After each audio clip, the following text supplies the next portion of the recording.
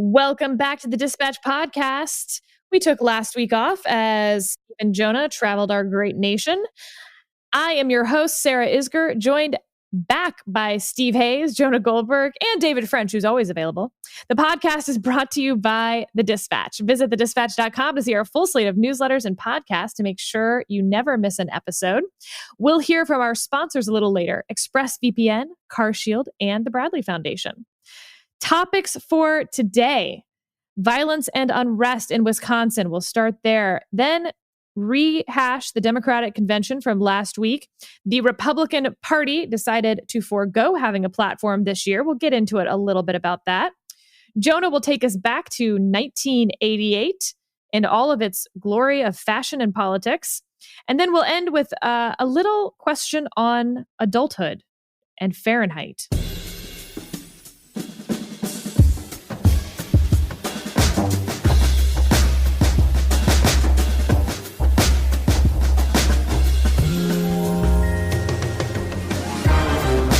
Let's dive right in. Steve, starting with you. You left Wisconsin just recently, but things really were getting pretty bad in Kenosha last night. Yeah, we've seen the situation following the police shooting of Jacob Blake spiral out of control over the past couple of days. Two confirmed fatalities overnight last night, lots of destruction of property, violence. This is true also in Madison, the state capital, where there was additional protesting than rioting. And you get the sense that things really are unsettled. We're in sort of a very unstable moment. I'm interested in talking about this sort of broadly. I think it's important to point out at the outset of this conversation that there is a lot we don't know. There's a lot we don't know about the initial incident. We've seen there are now two videos that have been made public, different angles of the shooting of Jacob Blake. Certainly the shooting itself is shocking. It's disturbing in many ways, but the police haven't provided much additional information. As seems inevitable with every one of these incidents, immediately partisans sort of went to their corners and began making partisan arguments. I'm interested in exploring here sort of the broader reaction to this, and in particular, what should we be hearing from our national leaders at times like this? I would say that we've seen a rather muted response from Democratic leaders broadly over in the aftermath of the George Floyd shooting, have spoken out strongly about the shooting and about the problems with racial injustice and police aggressiveness generally. But I think Democrats haven't been as outspoken or haven't condemned the rioting and the violence that we've seen, certainly at a level that I would like to see. And on the other hand, of course, Republicans are sort of the inverse, as is the case with so many of these things today. But as we look at what's happened in Kenosha with widespread destruction of businesses, properties, what should we expect to hear? Put it this way, is there anything that political leaders can do to help slow this down, to help stem the violence? David, you spent a lot of time looking at this. I'll start with you. Yeah, I mean, well, one thing, we have to approach this with an attitude of humility, in the sense that suppressing civil unrest is one of the most difficult things that any law enforcement agency can do. Once civil unrest begins, it is not a simple matter of just flipping a switch and everything's okay. It is difficult. It is very, very difficult. But at the same time, there's a few things you can expect. One of them is you can expect, or should expect, leaders to draw very, very bright line distinctions between constitutionally protected expression and violent protest, and between looting and violence. I mean, it's not a hard thing to say we will protect constitutional protected speech, but we have zero tolerance for looting and violence. That is a message that has to be sent immediately. The other thing that has to happen is that there is a difference, and I've written about this before, between overwhelming force, which can be often extremely counterproductive and inflame further violence, and overwhelming and prudently deployed presence, which can act almost like as a prophylactic against violence. And that's, one of the things that I have seen happen, and this is kind of getting into the weeds tactically, is that you will often see insufficient presence until after the violence has spiraled into has spiraled out of control. Now, some of the reason for this, there's some reasons for this you'll see in Portland when, for example, there have been judicial rulings prohibiting use of, for example, crowd control measures like tear gas unless a quote unquote riot has been declared. Well, the riot doesn't get declared until after the riot starts happening. And so you've kind of got this constant seesaw back and forth that has proven to be utterly destructive and completely ineffective at controlling urban unrest. But one of the things that was disturbing to me was to see the governor of Wisconsin, if these reports yesterday were be to believe, that he had rejected a request for up to 750 National Guardsmen and wanted that number dialed down to about 250 or so. There is a overwhelming presence can make a difference, especially if it's deployed earlier and is deployed in a prudent way to prevent large gatherings of crowds that are seeking to break curfew, obviously, or have violent intent. So this is hard. This is very difficult. It is not easy, and anyone who thinks it's easy just doesn't really understand the challenge. The other thing that I would say, though, is another reason why it's absolutely imperative that public officials be seen as being aggressive in trying to deal with violence, is that other people will start to try to deal with it if the government doesn't. And one of the things that we saw in Wisconsin last night, and the reports are very hazy, but it's pretty clear that there were confrontations between people who were heavily armed, who were intending to protect property, I don't know, intending to confront the rioters, I don't know. But it escalated. There was a shooting. 2 people are dead. I believe 1 person is in custody. And that is exactly what you do not want. You do not want a vigilante response to violence. You cannot have that. Wisconsin law, it's interesting. I looked it up about when can you defend property. And all of those people are going to Wisconsin, going into Kenosha or other places armed with the intent to defend property. They're not in the category of people who can do that. And so they're setting themselves up for a serious legal problem of their own, much less the more important issue of the threat to human life. So what do we want from leaders? We want strong condemnation, but even more than that, we want effective, tactically smart response with all due knowledge that you can't just turn this off like you turn off a light switch. Jonah, let me follow up with a question to you. To David's first point, it's really important to make these distinctions between protesters and constitutionally protected speech and assembly on the one hand, and rioters and looters and those perpetrating violence on the other hand. Is it the case that our leaders, both Democrats and Republicans, are not doing that because in some ways they have an interest in not making those distinctions? I mean, Democrats seem to be reluctant to criticize the violence, at least in the kind of forthright, straightforward, aggressive way that I think that violence ought to be condemned, because they are worried that it will upset part of their political base.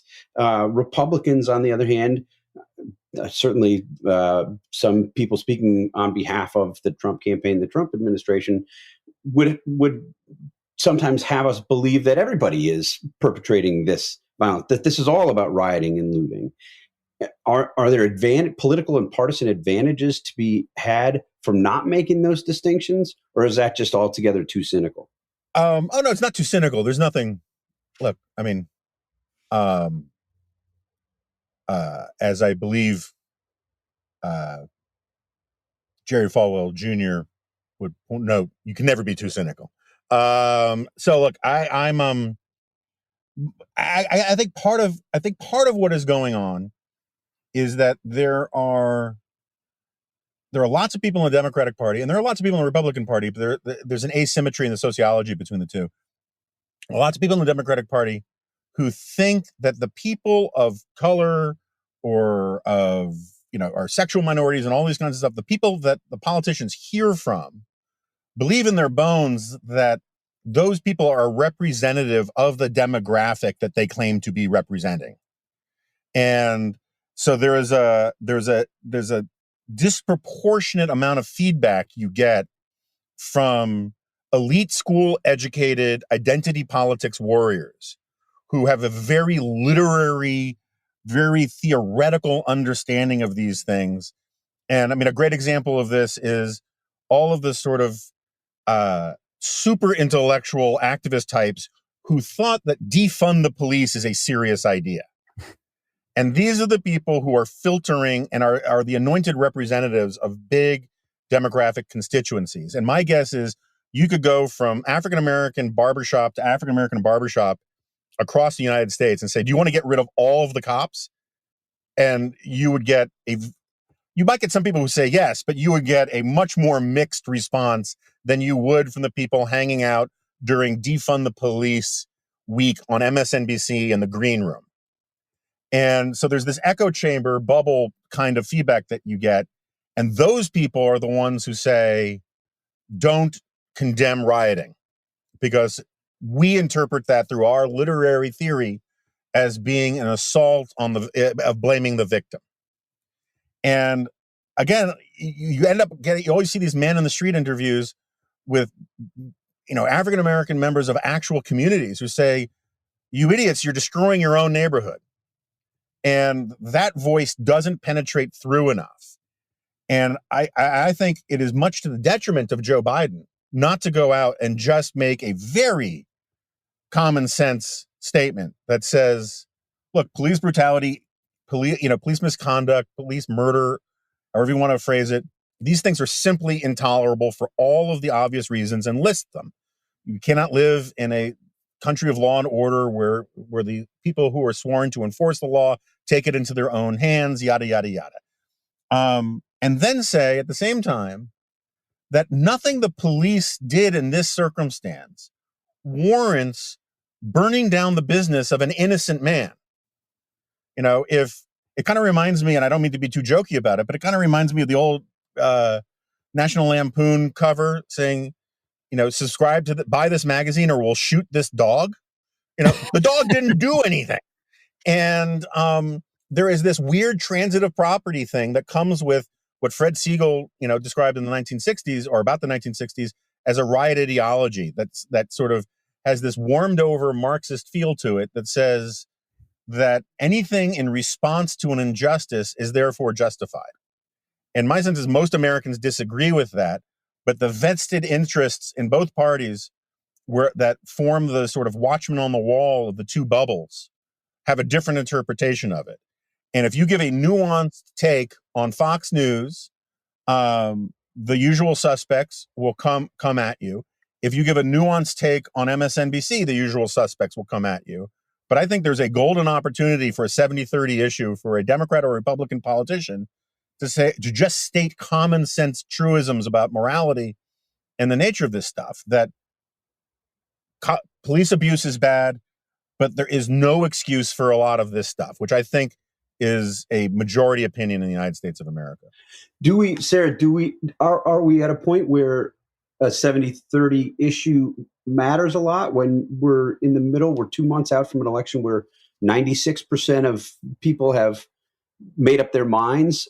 You have both campaigns, I think, more or less playing to their bases. I mean, you have written about the turnout strategy and basically the need for the campaigns or the efforts of the campaigns to turn out their base. I think we've seen in the first couple days of the Republican convention, which we'll get to in a minute, some recognition that outreach is necessary, that it's not just going to be enough to have the base. I think we saw that a little bit the Democratic National Convention last week as well. But to Jonah's point, it seems obvious to me that Joe Biden should make the kind of statement that Jonah suggests he should make. And yet Jamal Bowman, the young progressive candidate who upset Eliot Engel in New York, was endorsed by Alexandria Ocasio-Cortez, tweeted this morning, "We need Joe Biden and Kamala Harris to condemn the armed militias that killed 2 people in Kenosha yesterday while working in tandem with local police.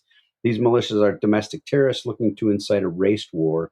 Quote, protecting private property, unquote, is cover for their agenda." Does Biden risk alienating that progressive base if he comes out and gives the kind of statement that Jonah suggests? So first, I think it's very interesting that this is happening during the Republican convention. It would have been really fascinating if this had been happening last week to see how they would have responded, in part because there's a lot of stuff we don't know, like David said. And so I don't think Joe Biden can go out and give a speech because we don't know. I mean, was this a militia member who had been talking with police and really had no business being out there and thought he had been authorized, to use deadly force? Or was it someone who, tripped, fell, and then felt he was under attack as people, swarmed around him? I don't see how a presidential candidate who does not have to would ever want to wade into that to give a speech with so little known about what happened and even what happened in the shooting that triggered the protest. So if I were advising Joe Biden, given that it is happening this week during the Republican convention, I would not give that speech right now. Now, asking about whether this is an issue for persuadables is interesting in part because normally if it's climate change or gun control, it can be a 70-30 issue. But if it's not a top voting issue, it doesn't matter except to the people that it is a top voting issue for. For climate change, for instance, maybe 70% of people don't want the Green New Deal. But the 10% who really, really want it will vote exclusively on that and then do the reverse with gun control measures. And that's why you don't see that sort of compromise happening. The difference on this issue, though, is that I do think it might be a 70-30 issue, but it's one that a lot of the 70% will vote on if they think that their neighborhood could be next type thing, that this is unrest that's spreading through the country. So, I think that is that helps the Republican argument somewhat. That it's happening this week probably helps the Republican argument somewhat. But as you know, and David, you talked about this in the Michael Brown situation. We may not know the facts until everyone has accepted their own narrative. And 2 years later, when a report comes out that says, well, look, on the one hand, this, and on the other hand, this, and here's what we now know, nobody sees that. They see their feelings now and the videos that they interpret now. And so you've got AOC's version and you've got the police officer's version, and ne'er the twain shall meet. Steve, I think what was really interesting about that statement is you can see the seeds already in this circumstance, which on one hand, if you had very effective, decisive leadership where you could lock in a position that says we're going to thoroughly investigate the police shooting and punish any police misconduct. We will protect First Amendment rights. We will not tolerate violence and looting, and have that as a crystal clear top line message from the word go, with law enforcement supporting that on the ground, compared to what we have now, which I think is two emerging competing narratives. One on the right is justified police shooting. I've already seen several YouTubes that have tried to explain why the shooting was justified, and they're assuming a lot. I mean, they're assuming a lot in their discussions. They're assuming facts, not in evidence, shall we say. They could be right, but they're assuming facts, not in evidence, combined with unjustified looting. And then this is what happened. This is why we have armed citizens. And then on the left, you now have this thing hardening that says shooting was completely and totally unjustified. Again, some of this is assuming facts, not in evidence, followed by look at the right-wing militia coming in and murdering people on the streets. And so you're seeing this, already seeing these two competing narratives harden into conventional wisdom, certainly on the base of either party. And it strikes me as like the worst possible outcome right now is that we You know what else? I'm sorry. Yeah, go ahead, Sarah. David, you know what might also be almost a more sociopolitically salient moment from yesterday? Because I think people do understand like some of these situations are complicated and they're not quite sure which of those two narratives to fully buy into. And you commented on this yesterday, the protesters targeting diners and yelling at them and screaming at them, and those videos that have gone viral as well. I think because it's less, it's not life or death like these other bigger questions are. These are, I'm looking at the picture right now. It's a lot of white people in black yelling at a woman who's leaning back in her chair, who's wearing sort of a light purple. And it's a very clear photo. Again, I'm not saying that what actually happened was particularly clear necessarily, but the photo itself that people are going to see is, which side are you on? And I think that may have more emotional resonance with people and sort of summarize, if you will, this week, month, summer.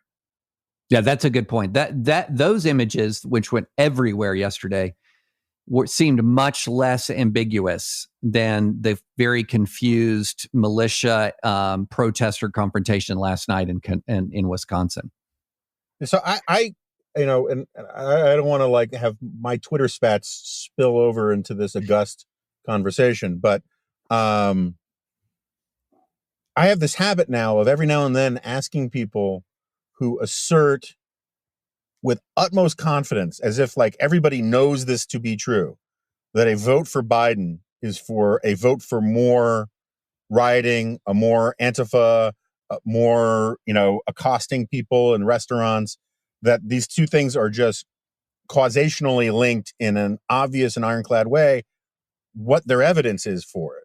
And, or even what their argument is for it. And so far, the fact that, first of all, the answers are all over the map is a sign that no one really there is no one theory about why this is true, which is often a sign of groupthink.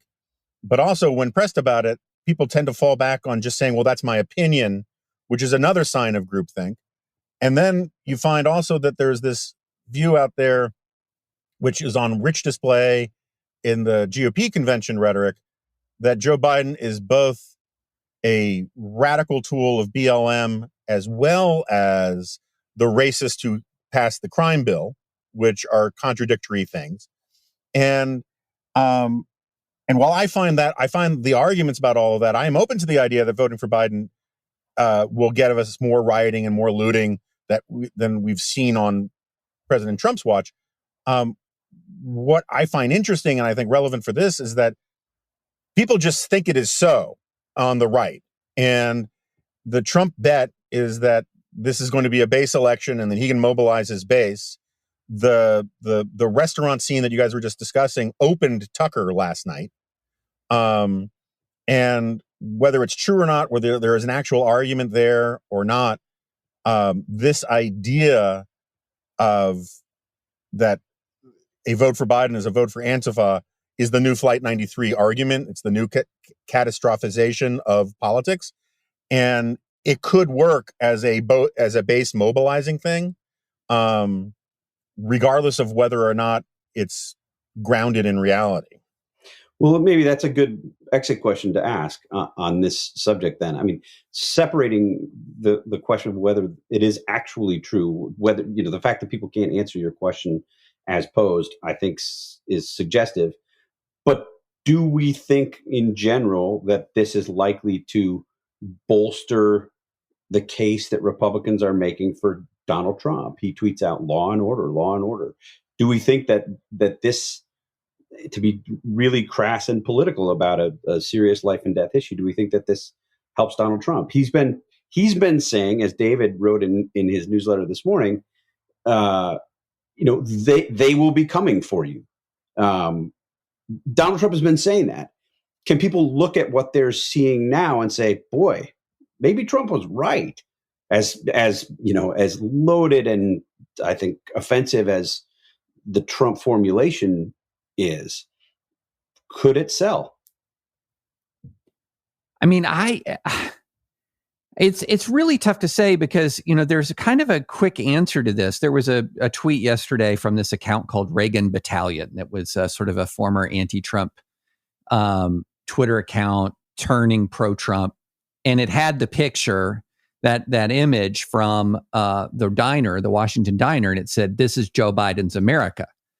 Which point the retort was immediate. No, this is really actually happening in Donald Trump's America. So, if there is chaos in the streets during the Trump presidency, and he's been utterly ineffectual at dealing with it, like utterly ineffectual, and in some ways completely counterproductive. I mean, the Lafayette Square incident was a deeply inflammatory, provocative use of power. That's what I talked about right at the beginning when I said overwhelming force can be incredibly counterproductive. There was overwhelming force used in Lafayette Square to clear the path for the Bible photo op. Very provocative. Parts of the ways that federal officials were used in Portland, totally fine to use federal officials in the defensive posture around the federal buildings, but then the videos of people being pulled off the street, deeply, deeply provocative. Again, poor use of force can be provocative. So here we have a situation where the chaos is happening. Trump's concrete actions have largely been more provocative than they have been settling or calming in any way, shape, or form. And so it's according to the facts on the ground, it's a hard case for him to make. But it's the case he's going to keep making. And I will tell you, living here in overwhelmingly red Williamson County, Tennessee, it is a case that is resonating with his people big time, especially older voters have it firmly fixed that all of this chaos is what a Joe Biden wants. Let's take a quick break to hear from our first sponsor, ExpressVPN. Have you ever searched for something you didn't want others to know about? I know most of you are probably thinking, just use incognito mode. But let me tell you something. Incognito mode does not hide your activity. It doesn't matter what mode you use or how many times you clear your browsing history. Your internet service provider can still see every single website you visited. That's why you should never go online without using ExpressVPN. It doesn't matter if you get your internet from Verizon or Comcast. ISPs in the US can legally sell your information to ad companies. ExpressVPN is an app that reroutes your internet connection through their secure servers, so your ISP can't see the sites you visit. ExpressVPN also keeps all of your information secure by encrypting 100% of your data with the most powerful encryption available. Most of the time, you won't even realize you have ExpressVPN on. It runs seamlessly in the background and is so easy to use. All you have to do is tap one button and you're protected. ExpressVPN is available on all your devices, phones, computers, even your smart TV. So there's no excuse not to be using it. Protect your online activity today with the VPN rated #1 by CNET and Wired. Visit my exclusive link, expressvpn.com/freedom, and you can get an extra 3 months free on a 1-year package. That's expressvpn.com/freedom. expressvpn.com/freedom to learn more. Let's transition to the conventions with that. So this will be my quick topic, which is the Democratic convention, which you didn't get to talk about last week. If there are moments y'all want to discuss in particular that were meaningful one way or the other, I'm open to that, but I want to see whether you think that it was successful and how to define success of a political convention at all. So, for instance, we now have quite a bit of polling out that says that the race hasn't changed. The numbers are nearly identical to what they were the week before the convention. On the other hand, though, Biden's favorability numbers did go up. And I think that particularly the numbers among Democrats, where his favorability went up 7 points, is meaningful, Steve, to a little bit what you were saying, that, you want to gin up your base. You want this to be about turnout. And so I would define the success of a convention at this point, not on persuasion, but about permission structures and turnout operations for the political parties. And that by that measure, the Democratic Party didn't necessarily need to move the numbers, right? They're ahead. What they needed to do was to ensure that their folks who were already either voting for Biden for sure, or, liked Biden, were leaning heavily towards Biden, actually go vote. And part of what makes you go vote is the motivation to say, I like him. I don't want to let him down. Other people like me are voting that way, and all the things that go into a turnout operation. And I think if you were to need a measure of success for that, I think a 7-point rise in favorability among Democrats, I would call that a success for the Democrats. Does anyone disagree? No, I agree with that. I see it a little differently, but I mean, it's not so much a disagreement as just a difference of emphasis. The most important stat, well, one of the most important stats coming out of 2016 was that despite both candidates being the most unpopular major party candidates ever to run, never mind run against each other, that people who disliked both candidates broke decisively for Trump because he was the change guy. And if Trump had just simply split the vote among people who split evenly the vote among people who dislike both candidates, he wouldn't have won the Electoral College. And it seems to me that, Biden does not have very high favorables either, but his favorables are definitely better than Trump's. And more importantly, the people who dislike both candidates split decisively for Biden. And so at the margins, if he can persuade the last gettable voters that he's less unlikable than Donald Trump is, that is a meaningful thing for him to do. And I think that's what came out of that convention. I have to admit, I watched very little of it, most of it after the fact. But that seemed to be a big chunk of what they were going for. And I do think they were a little too dour from the stuff that I've seen. But also just because I know Sarah forgives pedantic, syntactical and etymological exactitude. One of the things that does bother me about how we call both of these things conventions is that literally the word convention means to convene people. There was no convening.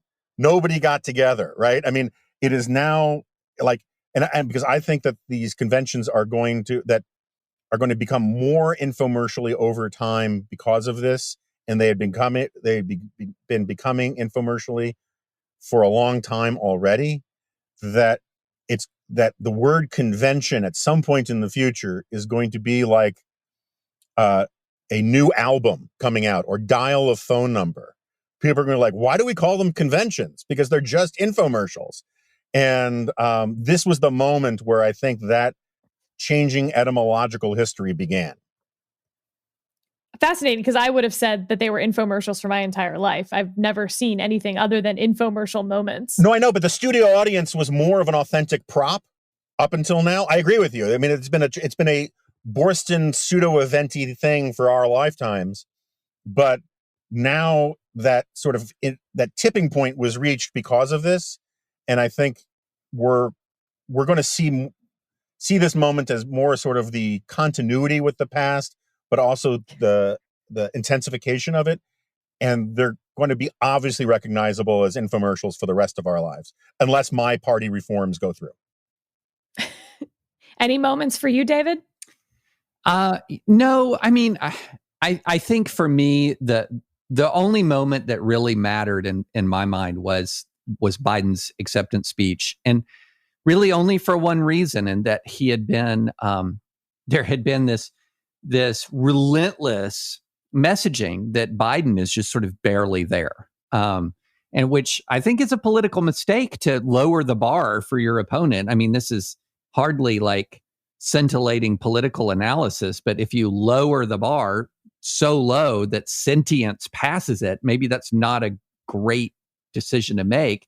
And I thought he gave a good speech. I thought he gave an effective speech, but I really feel like the story of this race is sort of, so far at least, has been lots of drama against the backdrop of a ton of stability.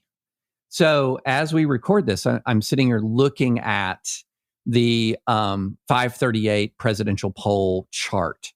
And what you see are two lines, a blue line and a red line, that basically for the last 3 months or so have been remarkably stable, and before that were remarkably stable, with it slightly narrower. And I think right now what the DNC's best hope was to stabilize the race at the larger margin, which is, an average of between like 8.5 or 9.5 points, to try to stabilize the race at that larger margin.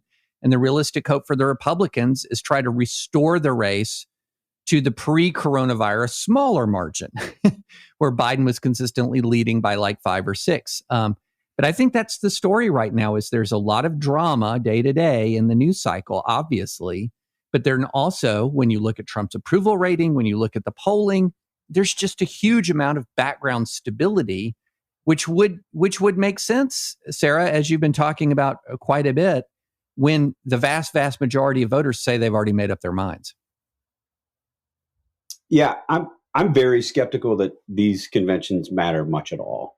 I'm skeptical that they matter much in a normal electoral environment, but I'm particularly skeptical that they matter much in this electoral environment. I think reality matters more than anything. And at a time when we're in a deep recession, when you have the coronavirus still a real concern, I think, of many Americans, when people are trying to figure out whether they can send their kids to school or not, whether they'll be going back to the offices or not, whether these changes are temporary or permanent, whether the neighbor down the street is going to be alive in 2 weeks.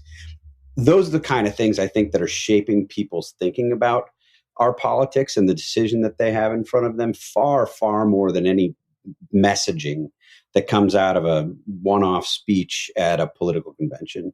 The number I'd love to see, and I haven't seen it, is of the sliver of Americans, somewhere between, say, 15 to 25 million who are watching these either on television or streaming.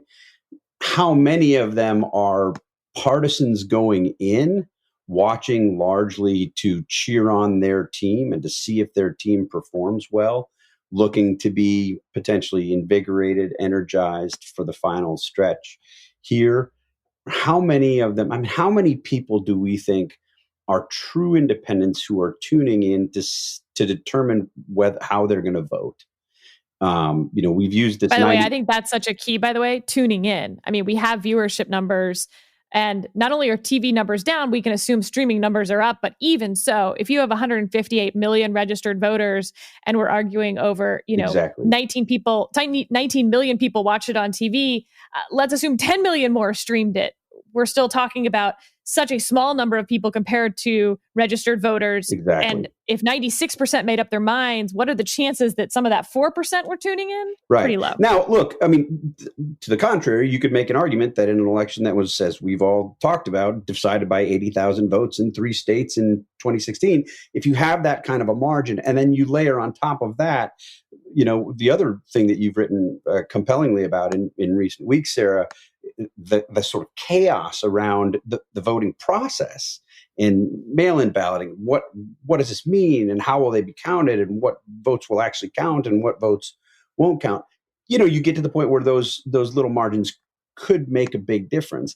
I guess I think that the most important takeaway from both the Democratic convention and then heading into our discussion of the Republican convention is just the day-to-day reality, what people are seeing. And I would say on that measure, if you're a Republican or if you're a Trump supporter, you're starting to see potentially glimpses of a better reality. The case numbers on coronavirus have been cut in half, really, over the last several weeks. Deaths are still at an elevated, with 1,200 deaths, more than 1,200 deaths today, reported yesterday. So deaths have always been a lagging indicator. One suspects that they will follow the case numbers as the case numbers come down.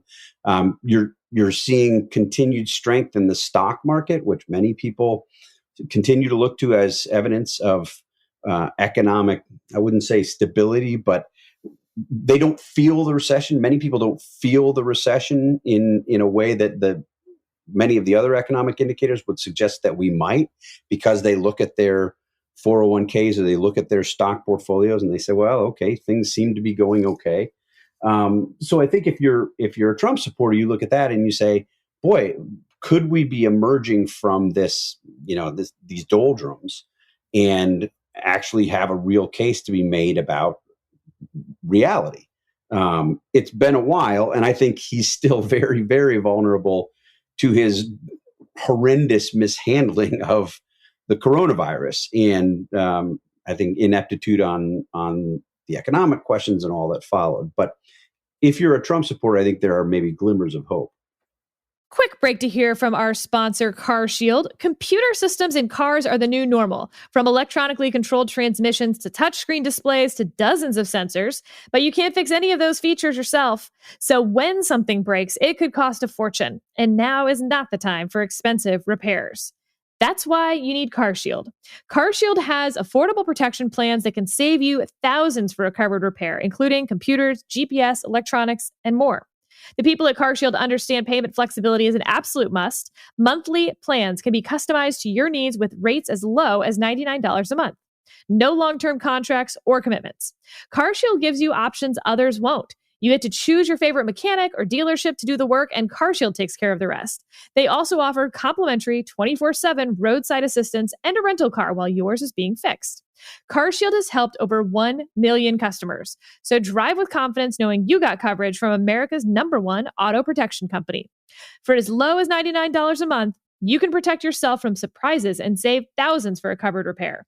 Call 800-CAR-6000 and mention code DISPATCH, or visit carshield.com and use code DISPATCH to save 10%. That's carshield.com, code DISPATCH. A deductible may apply. All right, David, on to your topic.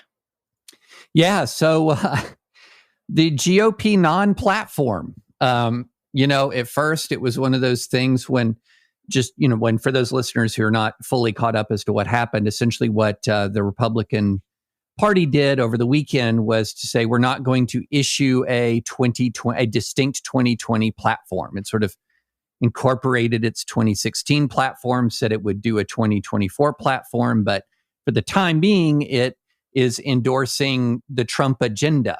And it said, the exact quote is, it will enthusiastically support the president's America First agenda. And it did that rather than issue the normal detailed statement of Republican principles and policies. Shortly after that same evening, President Trump issued his second term agenda. And it was a series of bullet points called Fighting for You! It was interesting because a lot of it was just kind of hazy and aspirational. Wipe out global terrorists. Who doesn't want to wipe out terrorists who threaten to harm Americans? But very hazy. It was interesting, though. It did not include anything at all about abortion. It did not include anything all about religious liberty. There was no mention of the Constitution. And, on the one hand, it was sort of a symbol of that the Republican Party is now really sort of formally and officially Donald Trump's party in a way that it's put itself in the hands of Trump in a tangible way that it hasn't done for any other president in my lifetime. But at the same time, I thought it was kind of clarifying. I mean, this is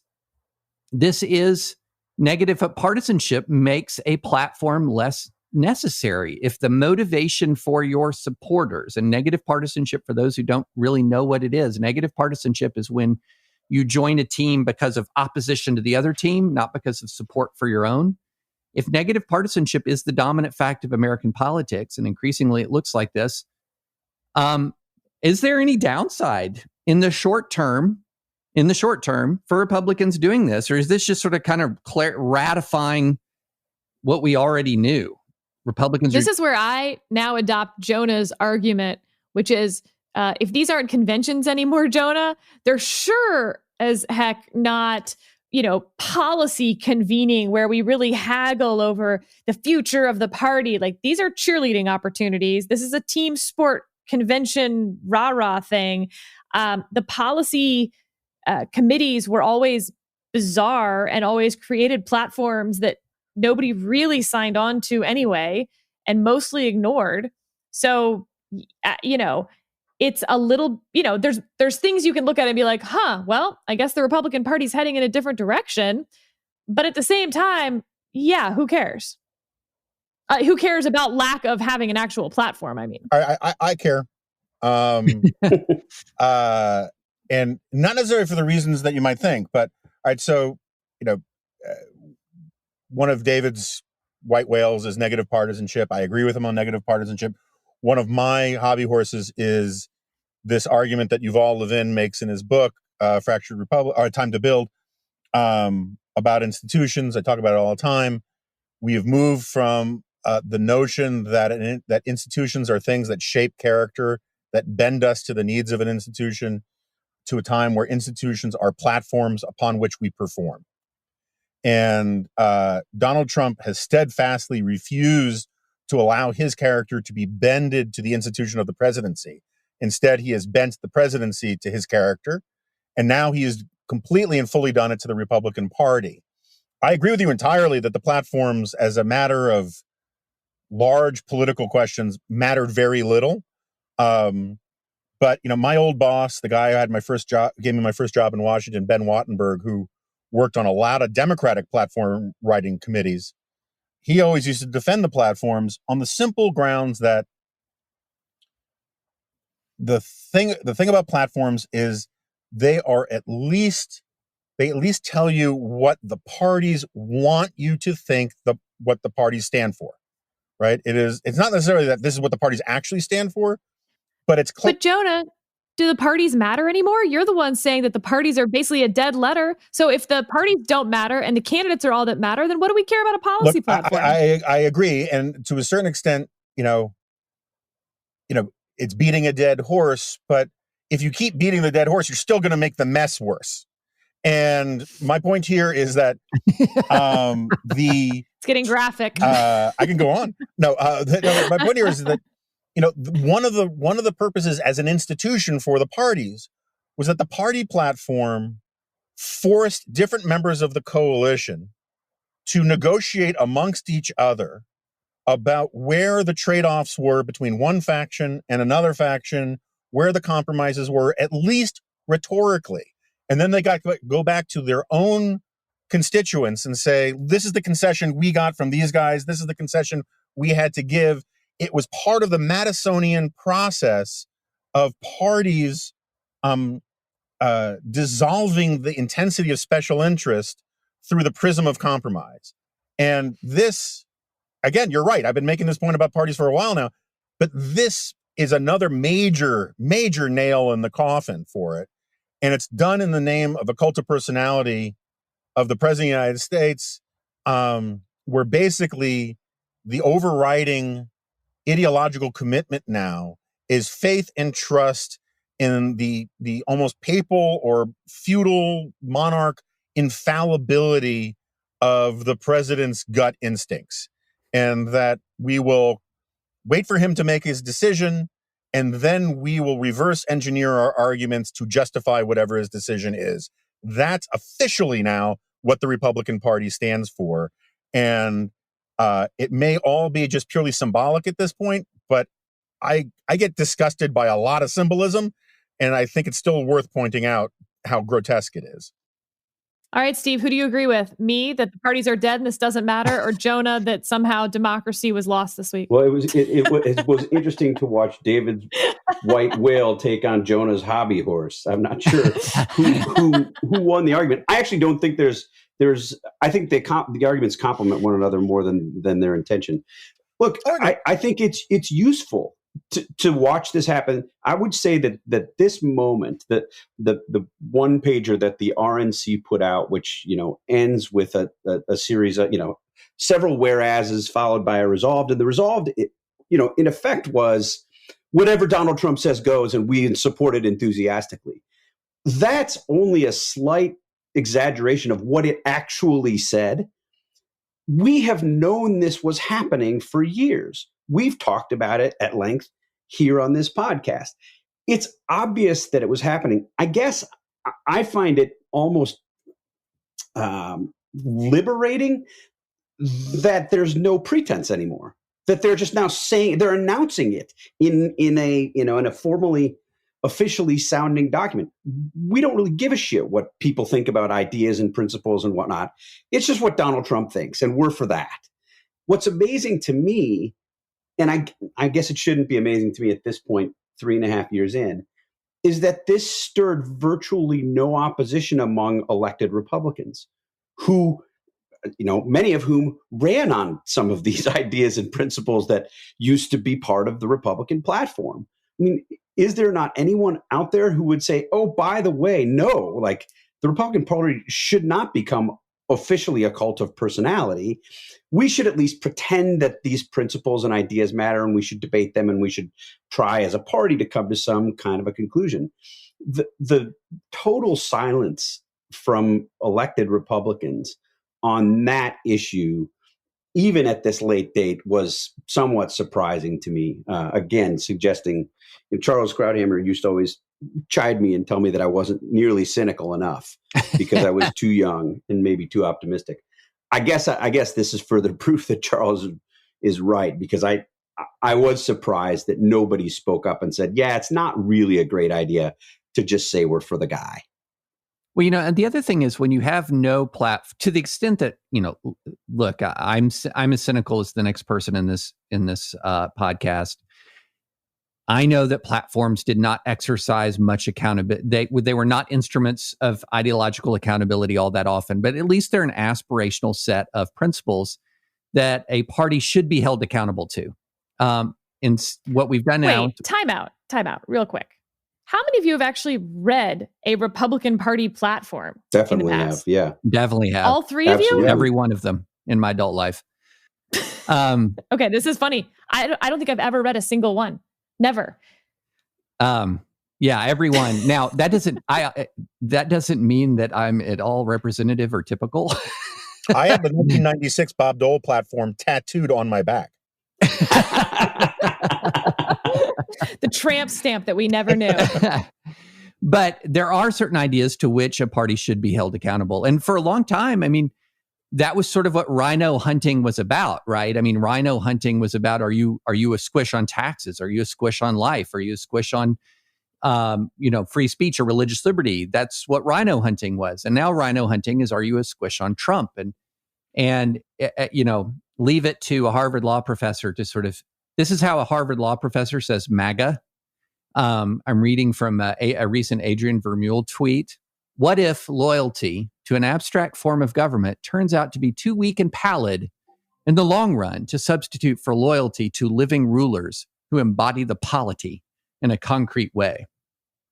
And it feels to me like that's what you have. That's a philosophical statement of what the Republican Party is right now, is it has loyalty to a living ruler who embodies its polity in a concrete way. So there is no need. There is no need for a platform. There is only a need for a person.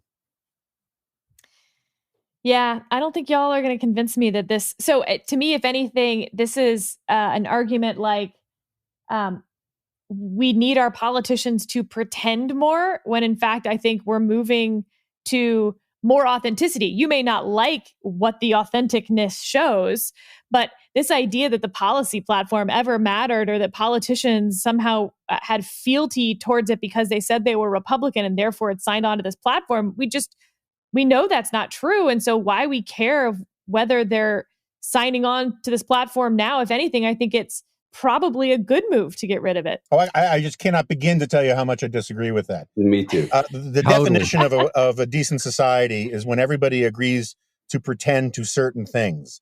And we all fall short of our ideals. All institutions are flawed. All people are flawed.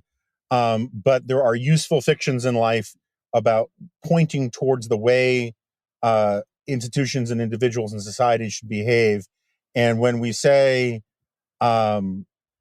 since that's all sort of hypocritical or fictional, we should just simply own the fact that we're, primates with a tendency towards power worship of the big man. So that's how we should actually organize our society.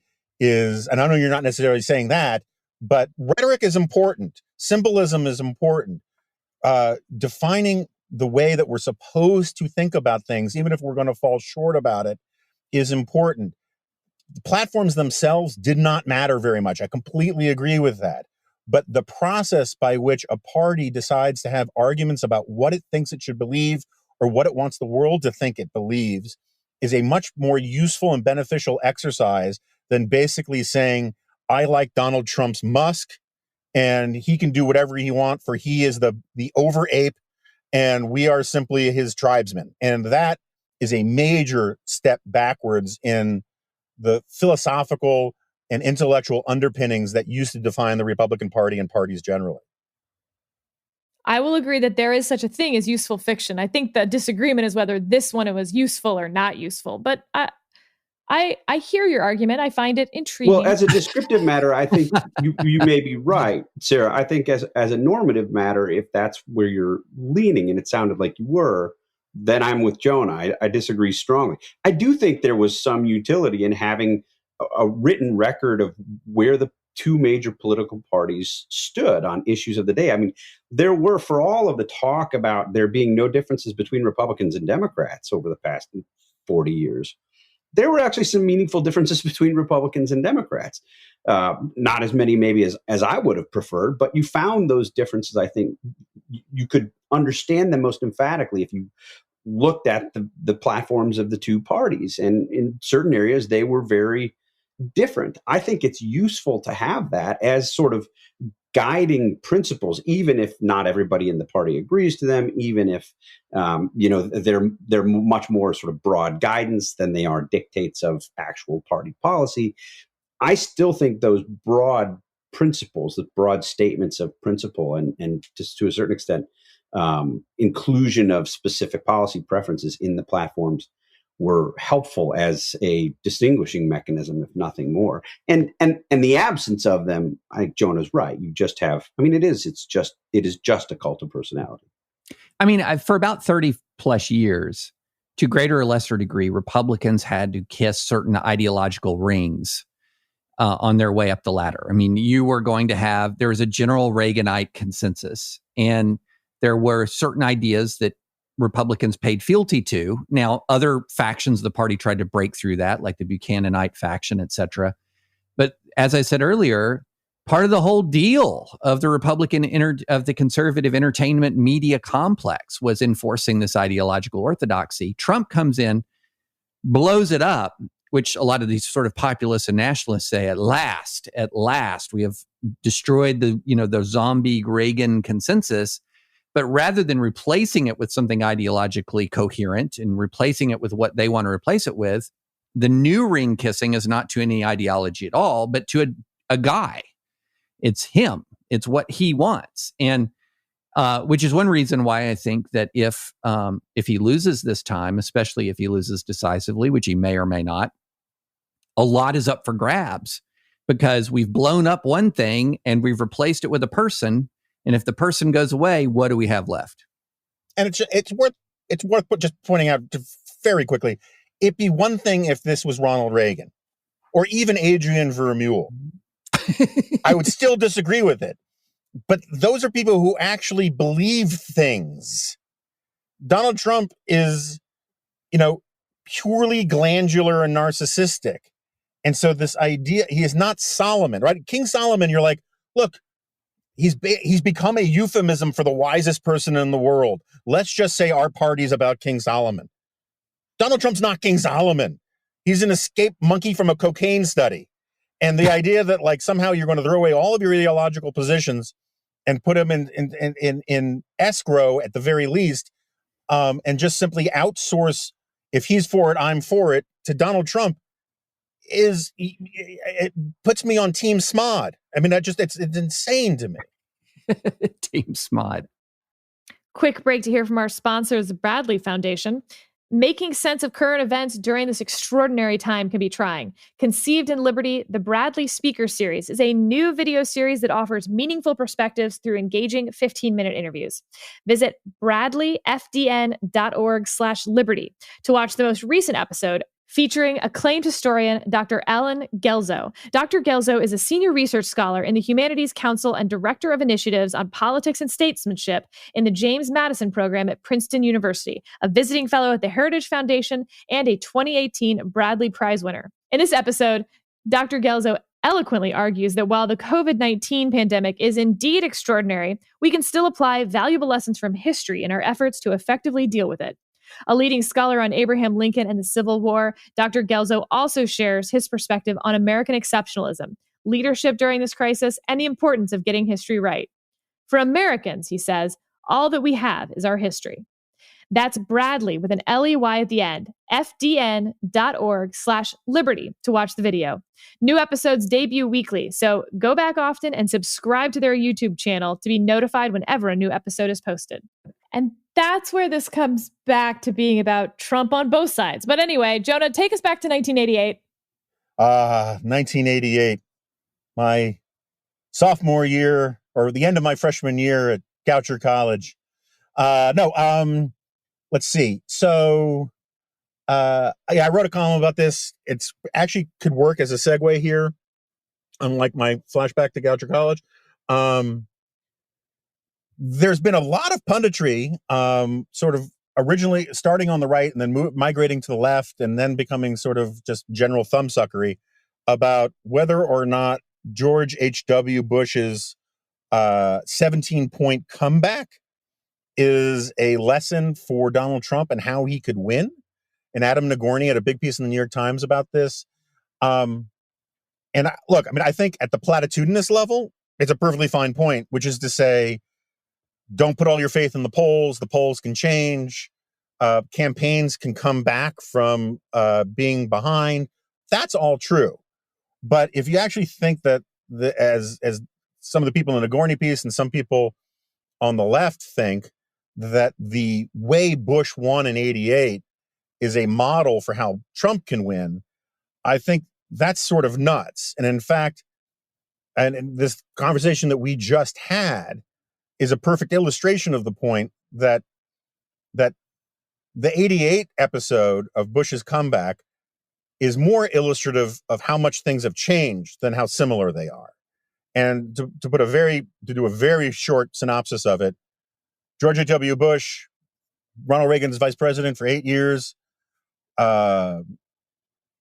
He is behind on Dukakis, who was basically a reject from Westworld for an exhibit on nerds. And he was a super technocrat, sort of android. And after the Democratic Convention, Gallup, which was sort of an outlier poll, found that Dukakis was 17 points ahead on Bush, which in some ways makes sense because, as I often point out, we don't typically historically elect sitting vice presidents to the White House.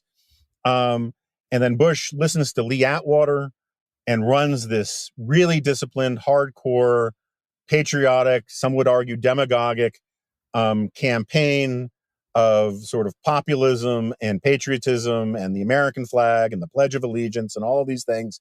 And he goes on to have, if not a huge landslide, then a really significant win, 40 states, 5 points in the popular vote, or 7 points. And people say that's what Trump could do. Here's the problem. George Bush, whether you think what he did was wildly irresponsible and Willie Horton or the Pledge of Allegiance or all of that kind of stuff, he was drawing down enormous amounts of political and social capital of the Republican Party establishment, of the country in general. And when he goes and did this sort of populist hug the American flag stuff, it was shocking in part because he came from the establishment. He was such a believer in obeying norms and decorum. And that shock value was beneficial to him, but it was also ideologically consistent with his life story, going back to being the youngest fighter pilot in World War II, or combat pilot in World War II. And the problem is that's how Donald Trump has been governing as a caricature of how Bush ran in 88 for his entire presidency. And so when people are getting quoted in the New York Times saying Trump could really embrace a sort of red meat, right wing, super patriot kind of politics, it's like saying, maybe Ted Nugent is going to become a big Yahoo. That's who Donald Trump has been all along. And anybody who's persuaded by that stuff is already persuaded by it. And so going back to my institutional point, what worked for George H.W. Bush was his message discipline and his willing to sublimate his own ego, his own, cult of personality, such as it was, all of these things, his own narcissism, to a message and to a cause. He was just like, forget my past. I've been a loyal Reaganite. Forget, my sort of wishy-washy, squishy persona.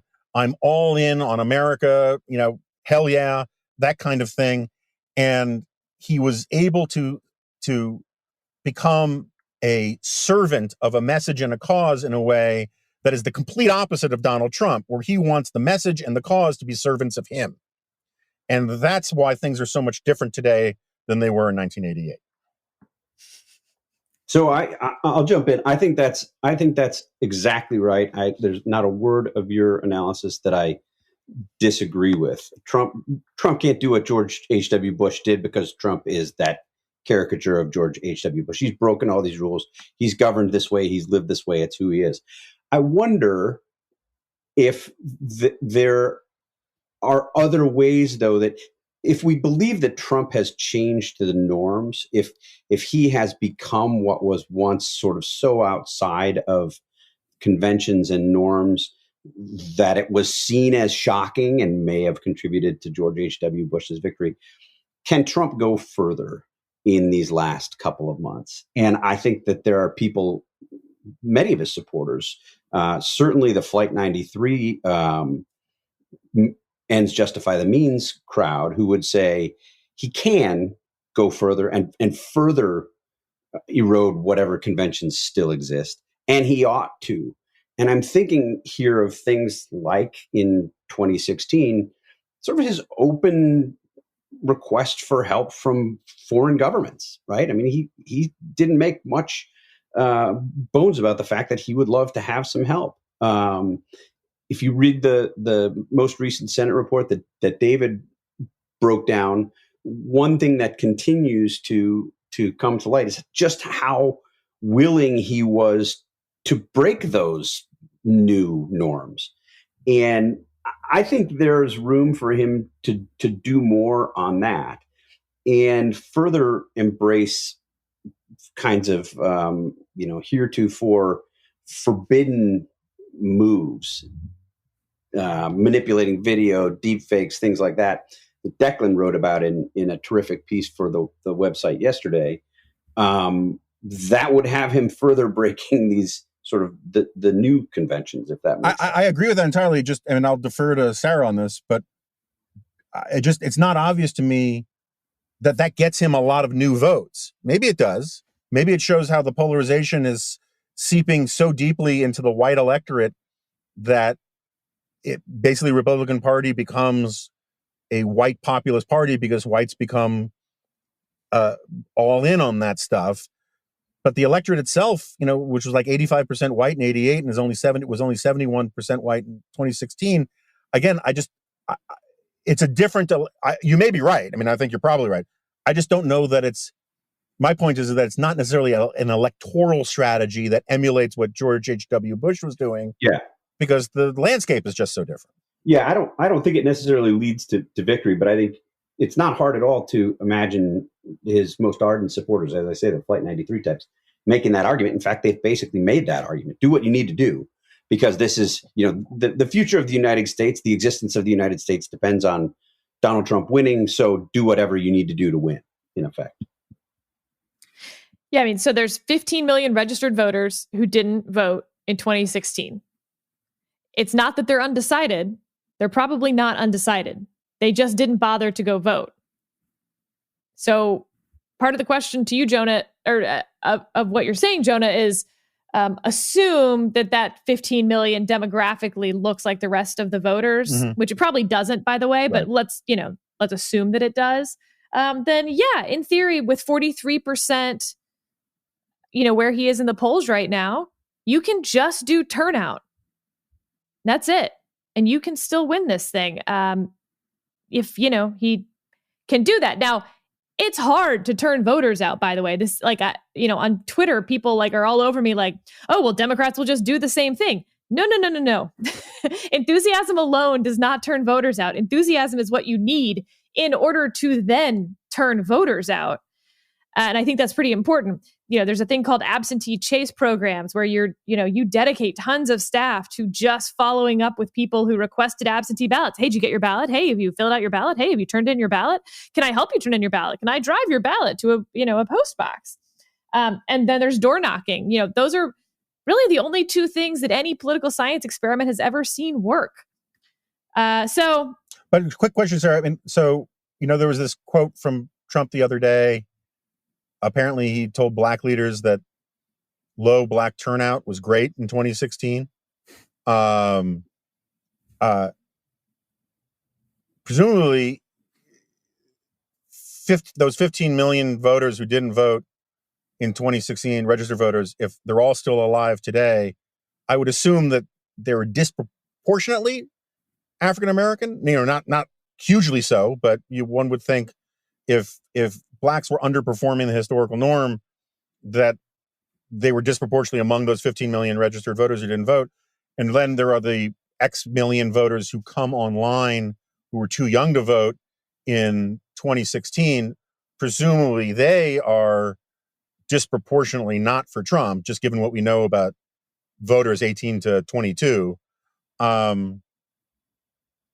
still don't see how it's, I guess I see how it's possible, but this just betting on base turnout stuff for the Republicans doesn't seem to make a lot of sense. And I think it's belied a little bit in the micro-targeting that we saw in the Republican convention so far, going after lobster fishermen, dairy farmers, and all of that. It seems to me... Lobsters, Jonah. Lobsters. It seems that somebody knows that just the base won't do it for them. Yeah, so you're right that the 15 million are not actually demographically or any otherwise the same as the 138 million who did vote. Because, for instance, we know that if all Democrats voted and all Republicans voted, Democrats would win. So we have a pretty good sense that of those 15 million, they're going to skew, as you said, younger people who tend not to vote at their demographic level, minority communities who don't vote at their demographic level. So yes, you are right. But with 15 million outstanding, there's still enough of your voters, in theory, that if you turned out 100% of them, right, you could make up for a lot. Right. Because 15 million's a lot.